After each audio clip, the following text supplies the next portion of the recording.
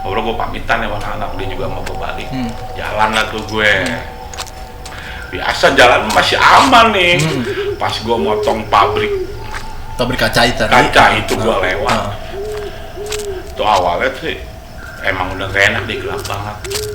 Saat itu udah lain deh. Tiba-tiba ada yang gue nggak ngeh, gue cari siapa ya. Tiba-tiba gue kebangun kaget, men. Kenapa? Tuh ada yang begini, men. Ada langsung mati dalam kamar gue. Jadi gue tidur posisi ini, gue tidur posisi ini, dia begini, men.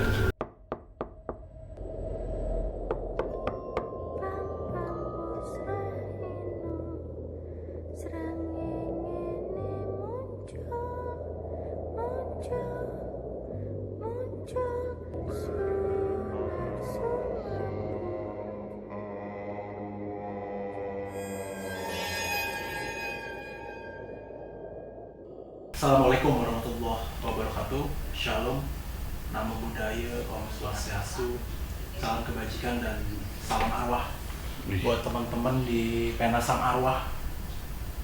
Ini kali ini edisinya menurut gue sendiri gokil sih. Tadi sebelum kita tag gini, kita cerita-cerita dulu di luar. Kedatangan narasumber sohib lama gue. Udah lama deh, udah 50 tahun ini ketemu Handi Montana. Halo. Jadi panggilnya Handi Montana atau siapa nih? Enaknya nih? Handi aja. Handi. Di luar gue sempet denger lo punya cerita-cerita yang mungkin teman-teman di rumah bisa di-share tentang cerita lo tuh. Merinding banget sih. Itu cerita gimana ceritanya? Jadi gue punya tetangga nih. Sebut aja namanya si Jet lah ya. Itu dia tinggal itu dijagain rumah bosnya. Udah berpuluh-puluh tahun lah ya. Gue di situ akhirnya kenal, gue setelah pindah ramah, akrab, keluarga gue sama keluarga dia. Nah, dia tuh kerja sebagai security. Penjaga lingkungan atau penjaga rumah? Oh, itu toko kaca dia kerja. Jadi dekat rumah gua. Dekat rumah lo ada pabrik kaca. Buat kaca lah ya. Ada security-nya di situ, dia jaga di situ. Ya, tetangga gua dan itu akses gua kalau mau jalan gua nongkrong sama temen-temen gue deh. Pasti lewat situ. Lewat situ, jalan pintasnya. Gelap gak tuh? Ini serem, gelap, banyak pohon gitu. Ada pabrik lah. Di depannya ada pohon dulu. Ada pohon. Pohon apa ya? Pohon kayak rambutan gitu deh, tinggi-tinggi. Tuh kayak pohon yang besar deh, pokoknya rambutan pohon tua deh. Nah, terus? Gua suatu ketika nongkrong nih. Nah, ini kejadian si Jet ini almarhum ini belum meninggal kan. Jadi setiap gua pulang malam tuh dia selalu negor. Sebelum meninggal? Sebelum meninggal. Dia selalu gitu. Kodenya gitu. Kodenya ya enggak.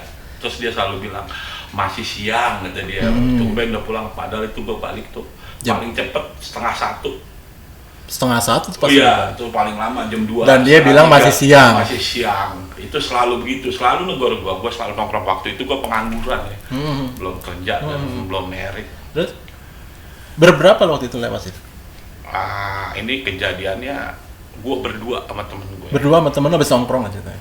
Habis nongkrong, jadi ada temen lama, dia pindah ke daerah Tanah Abang lah ya, pindah rumahnya terus main lah nih ke tempat kita nih di Tangsel, sebut aja Planet Namek ya. Namek ya. Terus nongkrong lah nih, malam-malam namanya anak muda ya, minum-minum lah ya. Udah gitu gue balik nih anak-anak. Malam nih 1:30. Nah, terus yang teman gue ini sebut aja si Y itu mau nginep, terus nggak ada yang nampung nih anak-anak, jadi pada ngelimpahin di rumah lu aja deh, kata dia. Akhirnya nginep lah rumah gue nih, bener nih, ya kan, gue balik, habis nongkrong, ngobrol gue pamitan ya sama anak, dia juga mau gue balik, jalan lah tuh gue.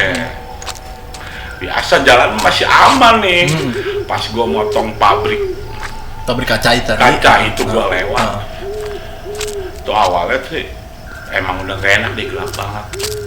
Saat itu udah lain deh, tiba-tiba ada yang gue nggak ngeh, gue cari siapa ya, tapi dia nggak ngomong gitu. Cuman aja. Biasanya gitu dia nanya kan, Pas gue baru, wah ini gue tahu nih, gue bilang. Ini kebiasaan almarhum nih, gue bilang. Dan ternyata si penjaga itu udah meninggal. Penjaga itu udah meninggal. Hari berikutnya ada yang ngodein lu kayak gitu juga sama dengan si almarhum. Iya. Itu yang sama gue. Ini kebiasaan almarhum, gue lihat nggak ada. Itu gue masih jalan biasa tuh. Pas gue lewatin pohon yang gede itu yang atau rambutnya itu tiga itu. Itu pohonnya besar-besar. Yang gede itu bertiga pohon. Tapi banyak pohon yang lain. Yang goyang 3 pohon itu. Tau gak? Kayak gempa bumi dah. Kayak ketiup angin badai, men. Orang pohon 3 itu aja yang goyang. Ya. Wih, merinding bro. Terus? Udah temen gua panik, apaan tuh? Gua mau nengok ke atas, gua antara takut, akhirnya gua beraniin tuh ya, takut nggak takut gue penasaran, gue lihat, pohon bergerak sendiri 3 nih. Kalau untuk binatang nggak mungkin kan, gue bilang, karena pohonnya besar. Kayak angin gitu. Kayak angin gitu.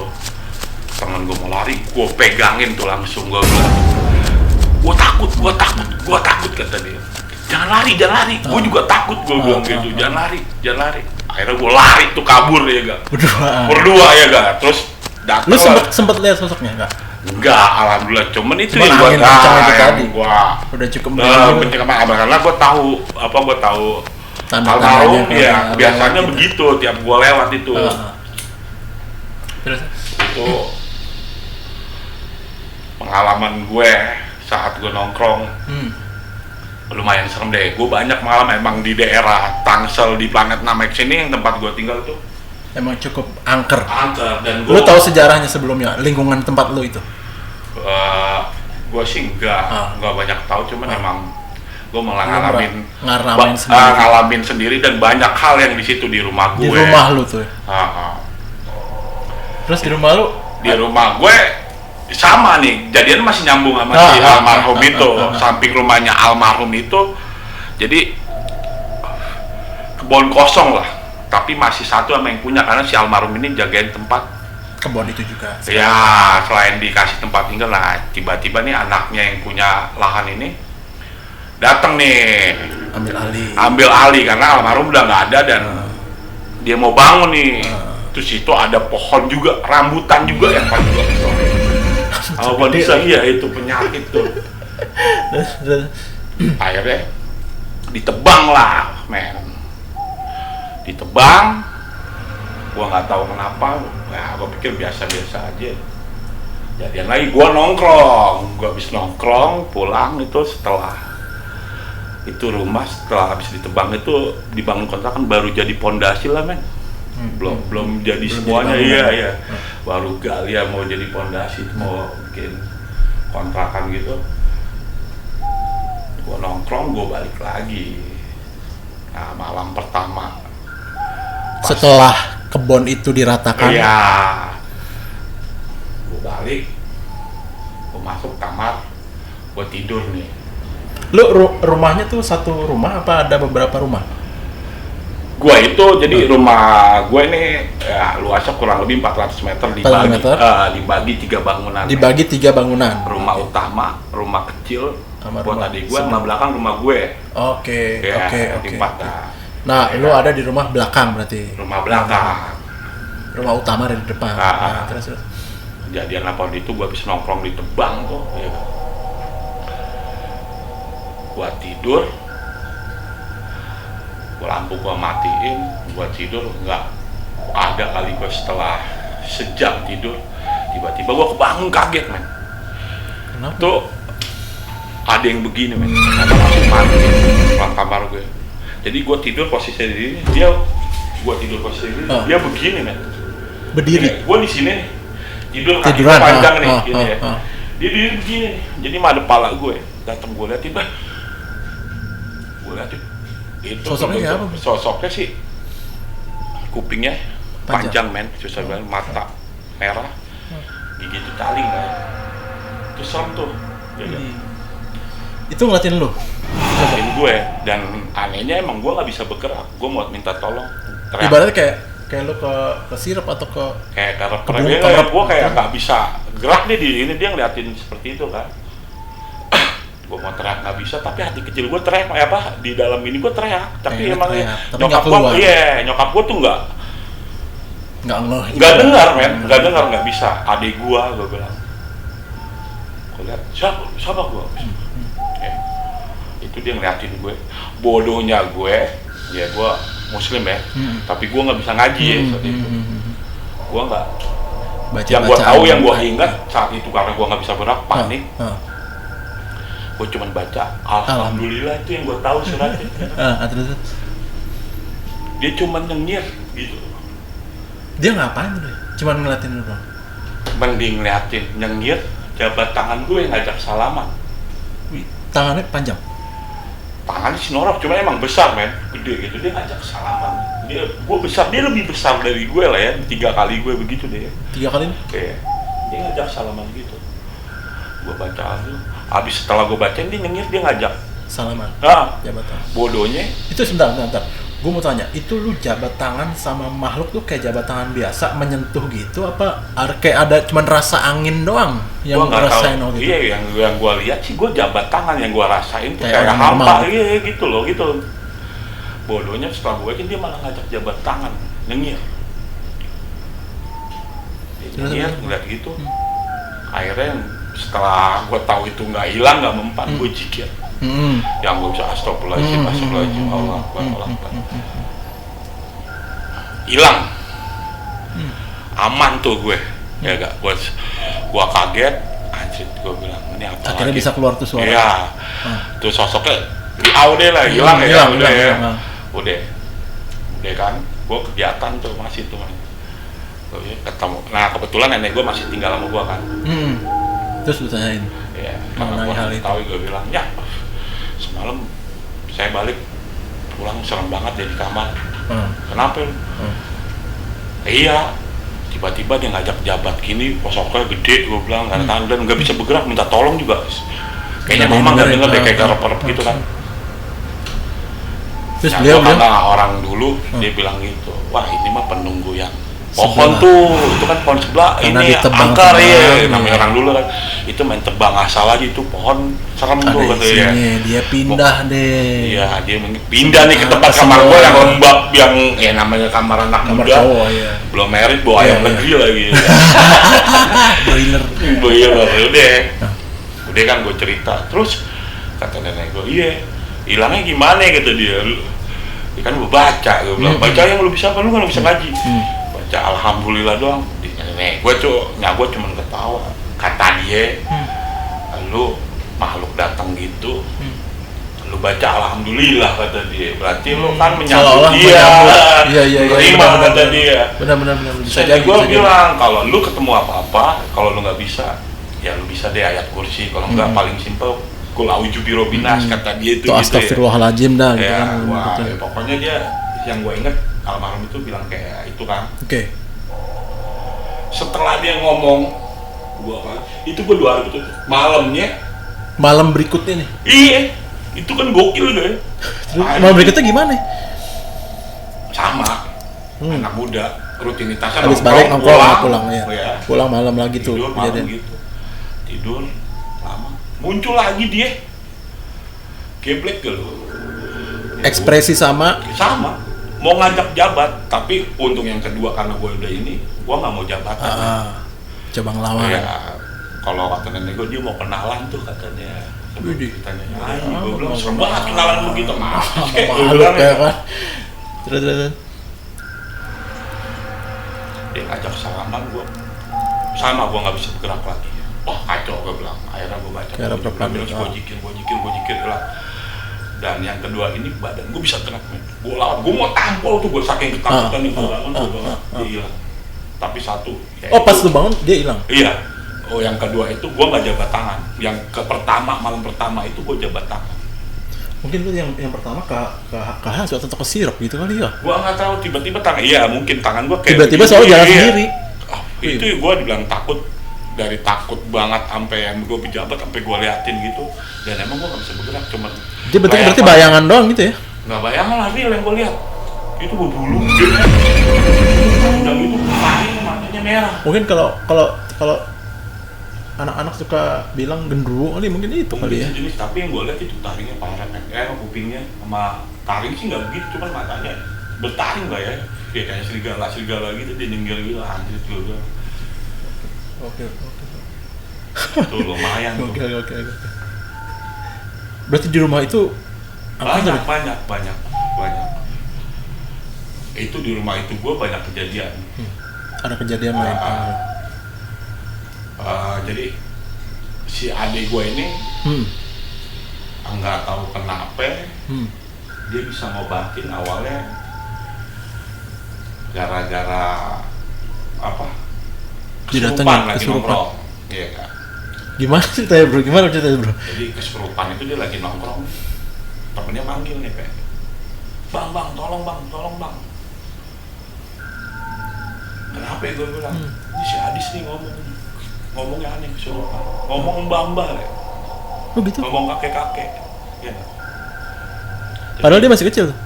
Saat itu dia masih SMA, udah gede lagi nongkrong. Ya. Kesurupan.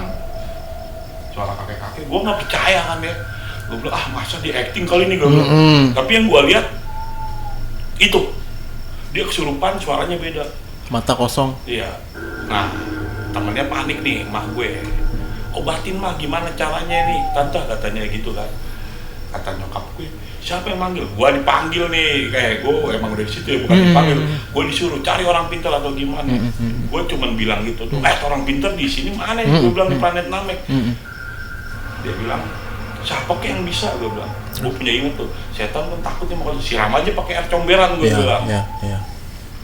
Atau jangan lah, kata dia begini. Udah lu cari. Gue cari nih ke bawah nih, ada langganan nyokap gue, tukang ojek gitu. Namanya Bang Agus Celeng gitu. Kebetulan dia mungkin tahu kayak gitu-gitu. Ya, gue tanya. Lu tanya. Bang, lu bisa ngomong tuh? Adik gue kesurupan gitu. Gue nggak bisa. Nggak dapet tuh gue nyari gitu. Gue balik lagi, gue khawatir sama adik gue kan. Ternyata di situ dia dilangkirin. Dilikarin temennya bilang, Bang udah gak usah dicari. Nih lihat lu denger ngomongnya. Tuh si mbahnya itu bilang, jangan, ntar saya keluar sendiri. Ya enggak, sebelum saya keluar, si mbahnya itu janjiin sesuatu sama adik gue nih. Janjiin apa? Gue nggak tahu, bentuk yang gue lihat hilang. Tapi tangan adik saat dia keluar, tangan adik gue begini nih. Kayak nerima dan tapi yang gue lihat kosong sama temen-temennya. Itu ada nyokap gue, ada temen dia sekitar 5 orang yang saksinya. Merinding. Dia begitu tuh, kayak nerima. Kosong. Udah itu apa? Itu sosok siapa yang masuk? Yang gue lihat aki-aki men. Nah dia cerita. Kakek lu bukan? Nah gue tanya tuh sama temen-temennya. Dia asalnya itu dari ini nih, lapangan terbang nih. Oh, daerah lapangan terbang. Namanya Pondok Titik-Titik. Iya. Apakah lu tahu kan apa? Ini nama kita kan Pondok Titik-Titik ya kan? Itu kata dia, yang gue dengar dia cerita itu sebenarnya bukan pondok pedes ya kan? Sebenarnya pondok capek. Kalau zaman dia dulu, jadi perlintasan di tengah. Dulu ini bukan namanya pondok ini pedas, jadi pondok capek kata dia. Nah, gara kelamaan jadi pondok pedas. Ya. Berarti itu dia sosok penunggu lama di daerah tempat lu tinggal. Iya. Itu katanya itu dulu itu perlintasan buat orang dari mana, dari yang Jakarta zaman Belanda. Oh iya, jualan, memang iya benar. Itu istirahat men di tengah-tengahnya. Namanya sebenarnya bukan pondok itu. Iya. Perlintasan. Udah nih kejadian nih adik gue. Tak gimana dipercaya orang men, lama nih setahun 2 tahun. Orang pada ke dia tuh gampang banget, sampai punya benda-benda yang gua nggak tahu, ada guci kecil, terus kayak ada sumbunya yang kertasan gitu bisa hidup. Ya udah nih, udah kejadian. Dengar nih ke keluarga gua ada tinggal di daerah punya timuran deh ya, Jakarta Timur. Iya. Terus ada orang sakit, katanya kena ini karena kena guna-guna atau gimana? Gua nggak ngerti. Ya seperti itu lah, tapi gue percaya atau enggak, gue bingung ya. Yang bawa ini adiknya bokap gue. Kenapa dibawa? Karena adik bokap gue ini udah sama adik gue nih, udah percaya nih, karena dia ngebuktiin sendiri dengan kerjaannya jadi apa, pokoknya dengan saran dia dibawa lah nih ke tempat gue. Wah, berharap diobatin. Karena orangnya udah kurus banget, udah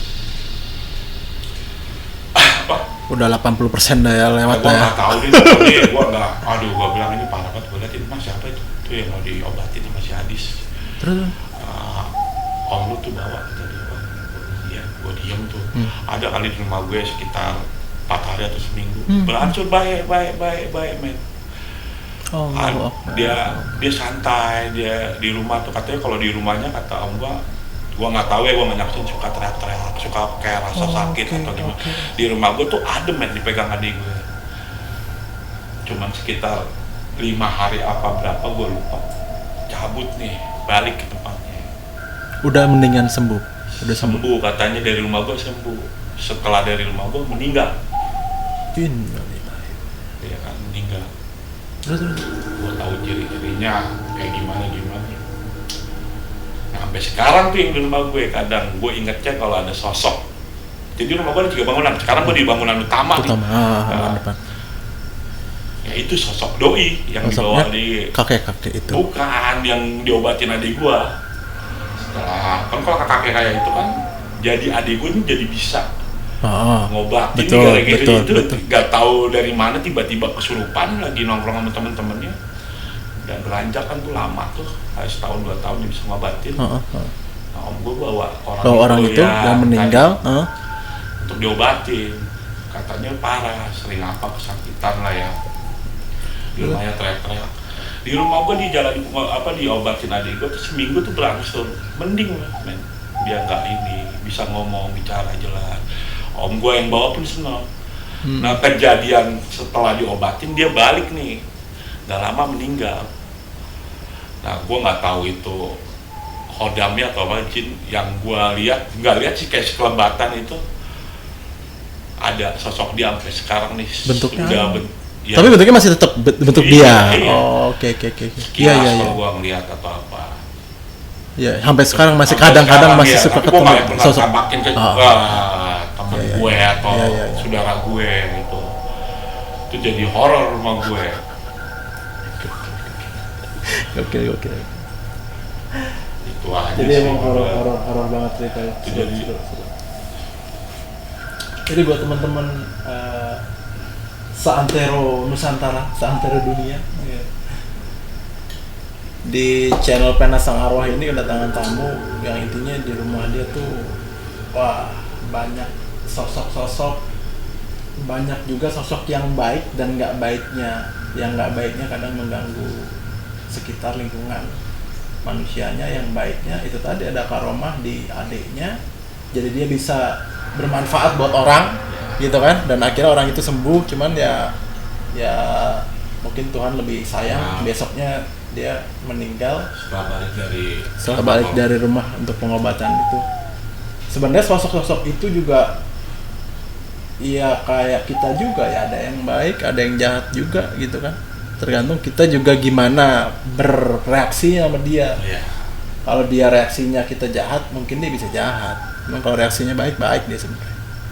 Jadi kita di dunia ini, balik lagi ke pesan gue sebelumnya, kita saling menghargai aja lah. Jadi di dunia ada beberapa makhluk, Tuhan ciptain beberapa makhluk, saling menghargai aja, saling menghormati. Dia juga tinggal di bumi yang sama. Jadi bagi-bagi hasil lah kan. Kalau misalnya ke rumah kosong atau ke bangunan-bangunan yang lama ya permisi lah, mungkin ada penghuninya gitu kan. Wah, kulon won dah ibaratnya. Gitu aja cerita dari makasih Bang Andi sebelumnya udah mampir di Pena Sang Arwah. Ya, makasih sama-sama juga. Sehat-sehat terus, sukses. Amin. Sama karirnya. Sang Arwah nih. Amin. Pena Sang Arwah bakalan balik lagi dengan cerita-cerita yang pastinya lebih membuat bulu kuduk merinding, menyeramkan. Demikian cerita dari Bang Andi. Assalamualaikum warahmatullahi wabarakatuh. Shalom. Nama budaya, Om Swastiastu. Salam kebajikan dan salam arwah.